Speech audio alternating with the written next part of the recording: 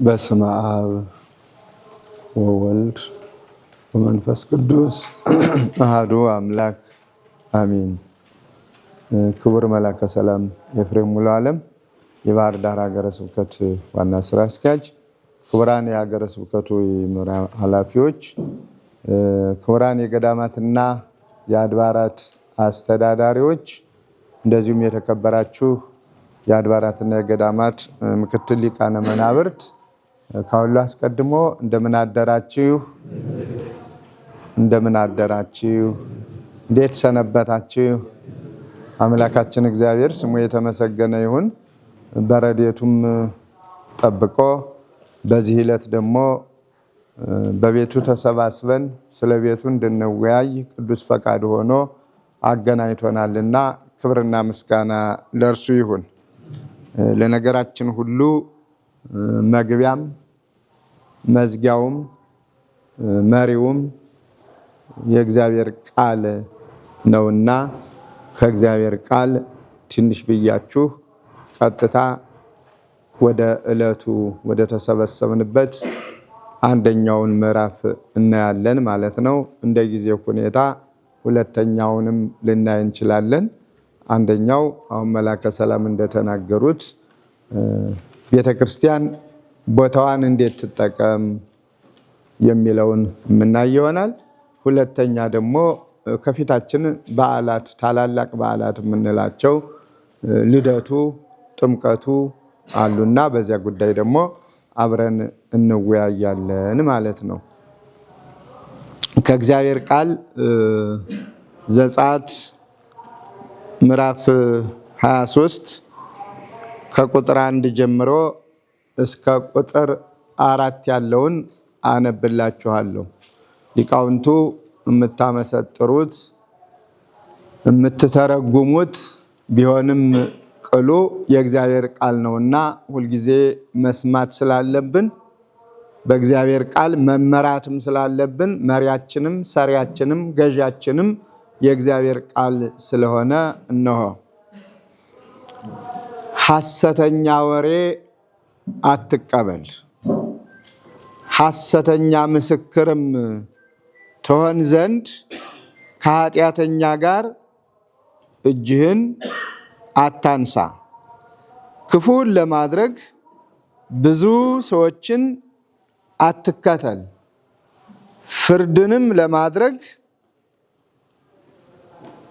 ፍርድንም ለማጥመም ከብዙ ሰዎች ጋር ተስማምተህ አትመስክር። በፍርድ ነገርም ለድሃው አታድላ። እነዚህ ከ1 እስከ ቁጥር 4 ያነበብኳቸው የእግዚአብሔር ቃላት ለሕይወታችን መሪዎች፣ ሰሪዎች ናቸው። ሊገጥመን የሚችለውንም ነገር በደንብ አድርገው ያሳዩናል።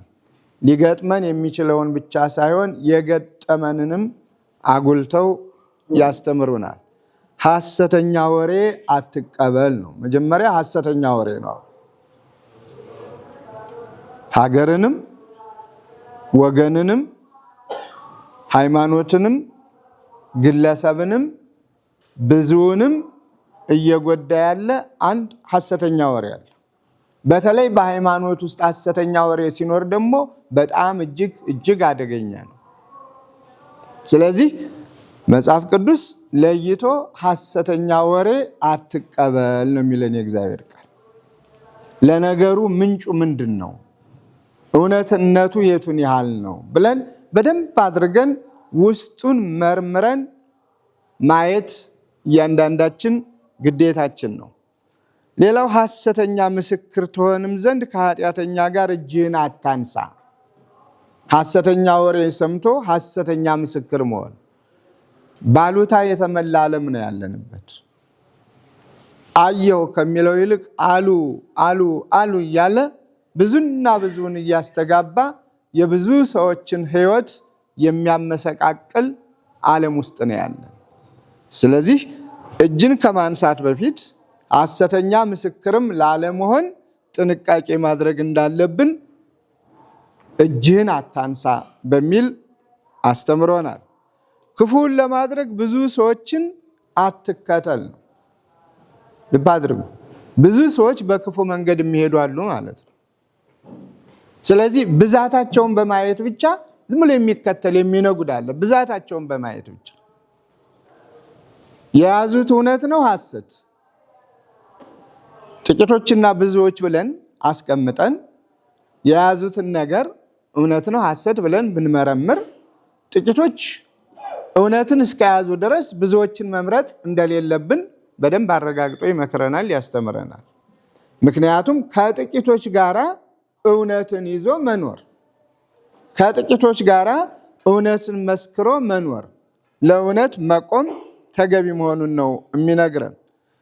ክፉን ለማድረግ ብዙ ሰዎችን አትከተል። ክፉም ለማድረግ አሁን ብዙ ሰዎች ካሉ አብረው ለመከተል ማንም ወደኋላ አይልም። እንዴ ብዙ ሰዎች እኮ ናቸው ያሉ፣ እኔ ብቻዬን ሁኜ ምን ላመጣ ነው? ምን ስላደርግ ነው?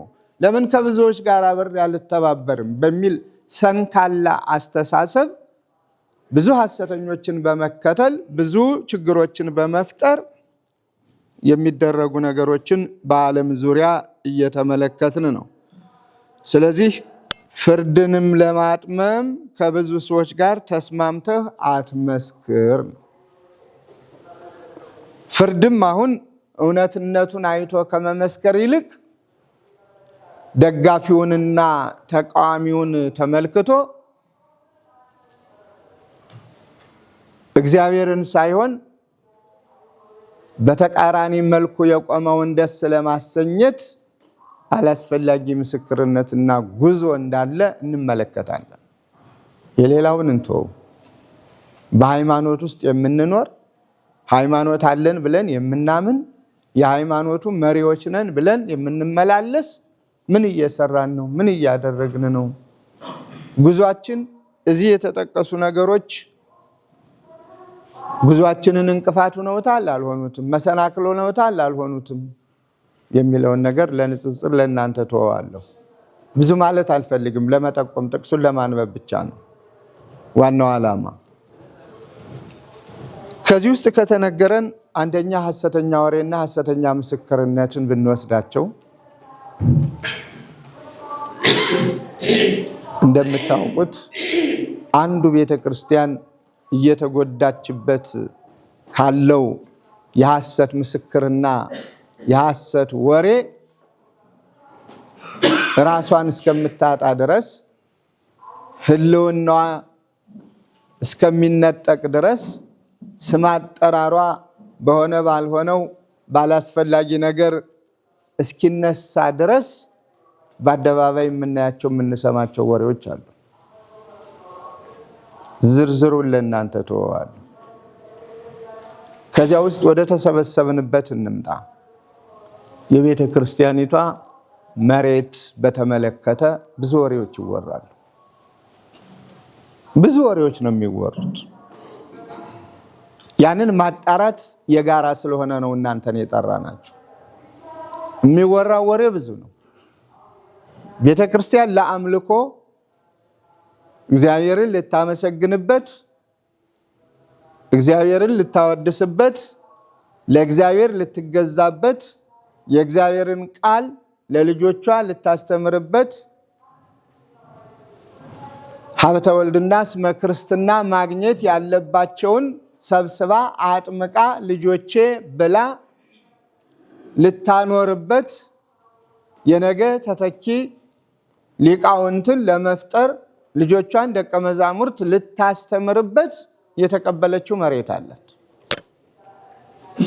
ያ መሬት በሐሰት ምስክርነት በብዙ ቅንብር የግለሰቦች መጠቀሚያ እስከመሆን ደርሷል። አንድ ወቅት ላይ መቃብር የሚል ነበር ስበቡ። አንድ ወቅት ላይ መካነ መቃብር፣ ለመቃብር ቦታ ይሰጠኝ፣ ምድሩን ለእኔ ላዩን ለቤተ ክርስቲያን መገልገያ ይባላል። ምድሩን የተቀበለ ሰው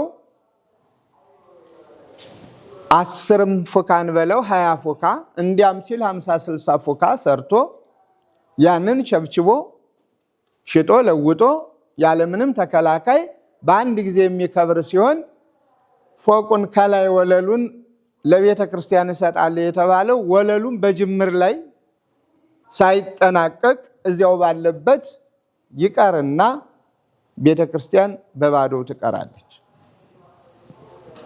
ከዛ በኋላ የሐሰት ወሬው መልኩን እየቀያየረ እውነትን እየገፋ ሰልጥኖ ልክ በጎ ነገር እንደተደረገ መልካም ነገር እንደተደረገ እንደውም ይሄ ክቡር ሰው ይቺ ክብርት ሰው እልል በሉላት እልል በሉለት ይህን የሰራ እየተባለ ይስተጋባል። በዚህ ቤተ ክርስቲያን ከፍተኛ ጉዳት ደርሶባታል። በማውቀው የትኛውም ቦታ ላይ ይሄ ባህር ዳር ብቻ አይደለም፣ የትኛውም ቦታ ቤተ ክርስቲያን ባለችበት ሁሉ ያ ዘመን አሁን ደግሞ መልኩን እየቀየረ ቤተ ክርስቲያንም ለምን እኔ ፉካ ሰርቼ ለምን እኔው ራሴ ለምእመናን አላቀርብም በሚልም ሰበባ ሰበብ ትንሽ ቀዝቀዝ ያለ የቀነሰ ይመስላል። አሁን ደግሞ ሌላ መልክ ነው ያለው። ሱቅ የሚባል አባዜ ሱቅ ሰርቶ ማከራየት፣ ሱቅ ሰርቶ የገቢ ምንጭ ማግኘት፣ ስበቡ ለካህናቱ ኑሮ መደገፊያ ለካህናቱ ኑሮ መደገፊያ ለቤተ ክርስቲያን ገቢ ያስፈልጋል በሚል አላስፈላጊ ሱቆች እንዲሰሩ ይደረጋል። ያም ደግሞ ሕግ በሌለበት ስርዓትም በሌለበት ቅጥ ባጣ ውል በዚያም ላይ ደግሞ የቤተ ክርስቲያኒቷን ክብር በማይጠብቅ ለመሳለሚያ የትኛው ቦታ ክፍት ይሁን በማይባልበት የተሰራው ሱቅ ለምን አገልግሎት ነው መዋል ያለበት? የቤተ ክርስቲያኒቷ ክብር እንዳይነካ ምን መሸጥ አለበት ሳይባል የተገኘው ሸቀጣ ሸቀጥ ሁሉ እንዲሸጥበት ተሳላሚዎች ሳይታሰብላቸው ምእመናን ሳይታሰብላቸው ሳንቲሙን ብቻ ይገባል ብለን ያሰብነውን በማሰብ እንደዚህ አይነት ሱቆች አብያተ ክርስቲያናቱን ሸፍነዋቸዋል። የቤተ ክርስቲያኒቷን ክብር ገፈውታል። ድሮ እንኳንስ በቅጽረ ቤተ ክርስቲያኑ ዙሪያ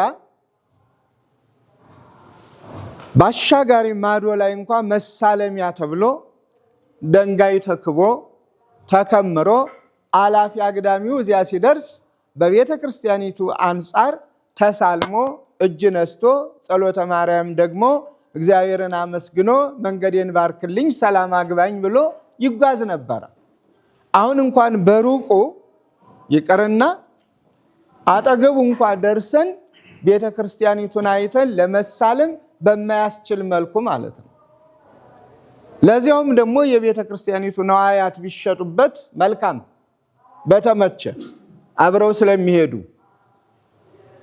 ስናያቸውም ያው የሚያሳየን ቤተ ክርስቲያኒቱን ስለሆነ፣ ግን አላስፈላጊ ሸቀጣ ሸቀጥ የዚህ ዓለም ውበት ማስጌጫ የስዕሉ ያሳሳሉ የምኑ ለጽድቅ መጥቶ ለኩነኔ የሚጋብዝ እግዚአብሔርን ይቅርታ ሊጠይቅ ሊለምን መጥቶ ሌላ ኃጢአት አይቶ በዚያ ተስቦና ተጎትቶ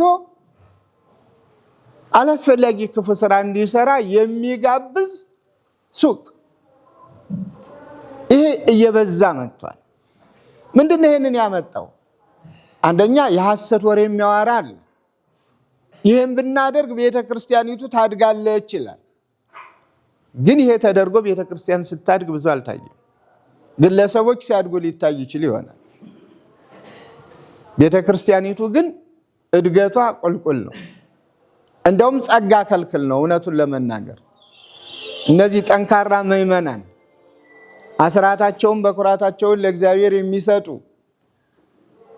በየጊዜው ይሄ የእግዚአብሔር ነው ብለው የእግዚአብሔርን ድርሻ አስቀምጠው ለቤተ ክርስቲያን ገቢ የሚያደርጉ ምእመናን ዛሬ ላይ እንደ ገቢ ያለው አይደል? ቤተ ክርስቲያኑ ሱቅ አለው፣ ይሄ አለው፣ ምን ያደርጋል? የገጠሪቷን ቤተ ክርስቲያን ብንሰጥ ይሻለናል የሚሉ አሉ። በአንጻሩም አይ አሁን ቤተክርስቲያን ከብራለች ለነዳያን ብቻ ብንሰጥ ይሻላል የሚሉም አሉ። ብዙዎች ተደናግረዋል። እኛም ሳናውቀው ጣጣ ውስጥ ገብተናል። ይህንን እንድናይ ነው ዛሬ ጥሪው። በሐሰት ምስክሮች የሐሰት ምስክሮች እየሆን በሐሰት ወሬኞች ሐሰትን ደግመን ደጋግመን አብረን እያወራን ወደ እውነትነት እየለወጥን የተሳሳትን ሁሉ ከስህተታችን ተመልሰን በጎ ስራ መስራት አለብን። ወደ ቁም ነገራችን መመለስ አለብን። ወደ ጥንት ማንነታችን መመለስ አለብን ነው። የቤተ ክርስቲያን መሬት ዝም ብሎ እንደ ድሮው ከዚህ በመለስ የቤተ ክርስቲያን ብለናል የሚባልበት ዘመን ላይ አይደለም ያለን። ድሮ አባቶቻችን ይህን ያህል ጋሻ መሬት የቤተ ክርስቲያኒቷ ይሄ ለአምልኮ ሲሆን ይሄ ደግሞ ለርስቷ ለጉልቷ ተብሎ አገር ምድሩ ነበራት። ዛሬ እሱ አይሰራም። በተመጠነ በተለካ ነው የሚሰጥ። ለምን ነው አገልግሎቱ። ሌላው ደግሞ ያመጣው መዘዝ እኛው ራሳችን ምንድነው ቁጭ ብለው አቤት የሰቀሉት ነገር ቆሞ ለማውረድ አይቻልም። ይሄ ያበው ብሂል ነው። እንደው የሚናገሩት ምሳሌዎቻቸው ሁሉ ከመሬት አይወድቁ። እናተርፋለን ብለን አገር ሱቅ ተደረደረና ከዛ በኋላ ምንድነው የአገር ውስጥ ገቢ የሚል መጣ። ተበድሮ መክፈል መጣ ማለት ነው። ተበድሮ መክፈል አልከፍልም ምናምን እሱ በቃው አላዋጣም። ከባንክ ጠቅልል አድርጎ ይዞት ይሄዳል። ማንም ገላጋይ የለውም። ይህ በገዛ እጃችን ያመጣ ነው። ምዕመናንን እጆቻቸውን እንዳይዘረጉ ከለከልንበት። እውነት በሐሰት ተለወጠበት። ብዙ ነገሮች ነው የሆኑት። ይህ ሱቅ ሲነሳ አንዳንድ ጊዜ መጀመሪያ ራሴን ነው የምወቅሰው። እውነት ለመናገር ራሴን ወቅሰዋለሁ ብዙ ጊዜ። ግን በዘመኑ ያየንበት ያልነበረም። እኔም ማስተዳዳሪ ነበርኩና ለቤተ ክርስቲያኒቱ የማይጠቅም ስራ አልተሰራም። ሰዎች ይጠቅማል ብለው በሐሰት ራሳቸው እንደሚጠቀሙበት አይደለም። እኔ ራሴን የምወቅሰው እንደው ሱቅ የሚባል አጠራር ለምን ተጀመረ? ራጉኤል ቤተ ክርስቲያን ነው ሱቅ የጀመርን። ከዚያ በፊት የነበረ የነዋያት መሸጫ ነው። አንዳንድ ሱቅ በየቤተ ክርስቲያኑ በር ላይ እንጂ በቤተ ክርስቲያኑ ዙሪያ ላይ ሱቅ የሚባል አልነበረ። ለቤተ ክርስቲያኑ ባይድ ስለነበረ ቦታው የቤተ ክርስቲያኑ ቅጽር ከውስጥ ስለነበረ የገበያ ማዕከል ስለነበረ ያ ተቃጥሎ ነው። ያ ቦታ ነው ለማስፋፊያ ለቤተ ክርስቲያኒቱ የተሰጠ። እዚያ ቦታ ላይ ትምህርት ቤት ስንገነባ ለትምህርት ቤቱ መደጎሚያ እንዲሆን ተብሎ በአስፋልቱ ጠርዝ ላይ ያሉ ሱቆቹ ነው እንዲሰሩ ተደረገ። በእርግጥም ቤተ ክርስቲያኒቱን ከልመና ገላገለ ያ። ምክንያቱም ቤተ ክርስቲያኒቱን በሚጠቅም መልኩ የተዘጋጀ ስለነበረ በጊዜው። ግን ምን ሆነ? ከዚያ የተማረ ሰው በሙሉ በማይገባው ቦታ ላይ ይሄ ይገባል ይሄ አይገባም ሳይል ሱቅ ብቻ አደረገው ቤተ ክርስቲያኑ። እና አንዳንድ ጊዜ አላስፈላጊ ምሳሌ እንዴት ይጸጽታል መሰላችሁ? ትምህርት ቤቱን ብቻ ገንብተን በተው ነው ኑሮ። ያንንም ፊቱን ወደ ውስጥ አድርገን ዝም ብለን ትምህርት ቤት ባደረግነው ኑሮ አሁን እጸጸትበታለሁ በራሴ። ቤተ ክርስቲያን የገቢ ምንጯን እያገኘችበት ነው። በዚህ ደስ ሊለው ይችል ይሆናል። ሌላው ግን ያ ምሳሌ ሆኖ ክፉ ምሳሌ ሆኖ አገር ምድሩን አደረሰው። ቦታን ከቦታ አላነጻጸሩም። ይሄ ተገቢ ነው ተገቢ አይደለም የሚለውን ያየ የለም። ራጉኤል ቤተክርስቲያን ሱቅ ከሰራና ገቢ ካገኘ እኔስ በሚል አደባባዩን ሁሉ ሱቅ በሱቅ አደረጉት። ከዚያ በኋላ የግለሰቦች መጠቀሚያ ነው። ክፈሉ አንከፍልም፣ በየፍርድ ቤቱ የምንጎተትበት ሆኗል። ማይከፍለው ይበዛል። አሁን እኮ ውድ ሆኗል፣ ኑሮው እንደዚህ ሆኗል፣ ከየት አምጥተን ልንከፍል ነው? አሁን መክፈል አንችልም፣ ቤተክርስቲያን አስተያየት ታደርግልን። ደሞስ ቤተክርስቲያን ልጆቹ አይደለንም እንዴ? ለምንድን ነው የምታስከፍለን? የሚልም አለ። እሱ ብቻ ልጅ ሆኖ ሌላው ምንም ችግር የለበት። እና ብዙ ነገሮቻችንን አተንበታል፣ ዕዳም ጨምረንበታል። ቤተ ክርስቲያኒቱንም ግርዶሽ አድርገነዋል። ይህ የሁላችን ስህተት ነው። ሰው ደግሞ ከስህተቱ መማር አለበት። በስህተቱ ተሸፋፍኖ የሚኖር ሰው እሱ አደገኛ ሰው ነው። ሲሳሳት ተሳስቻለሁ፣ አጥፍቻለሁ፣ እግዚአብሔር ሆይ ይቅር በለኝ ብሎ በንስሐ የተሻለ ስራ መስራት አስፈላጊ ይሆናል። እንደ ባህር ዳር ሀገረ ስብከቱም ስንሄድ አሁን ብዙዎቹ በሱቅ ተሸፍነዋል። ብዙዎቹ መግቢያ በራቸው እንኳን ሳይቀር ግራና ቀኝ እሱን ምንድነው የሚሸጥ ሲባል ጃንጥላው አይደለም፣ ጧፉ አይደለም፣ የቤተ ክርስቲያን መገልገያዎች አይደሉም። ቀደም እንዳልኩት አላስፈላጊ ነገሮች ናቸው የተደረደሩበት። ይሄ ከሌላ የተማርነውን አቤት እዚህ ጋር ድምፅ ሰማለሁ። ወይ ወጣ ብለው ያወርተው ይምጡ ወይ ስልክዎትን ይዝጉ። እና ይህን ጉዳት እያየን እስከ መቼ እንኖር? በዚያው ልክ ብዙ ምዕመናን ያለቅሳሉ።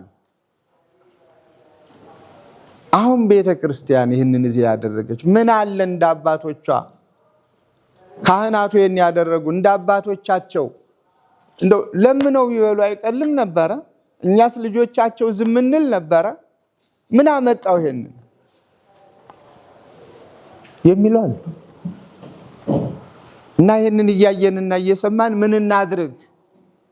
ምን እንስራ? አንደኛ ዕዳ ይዞ እየመጣ ነው። በጩኸት ዕዳ መቀነስ አይቻልም።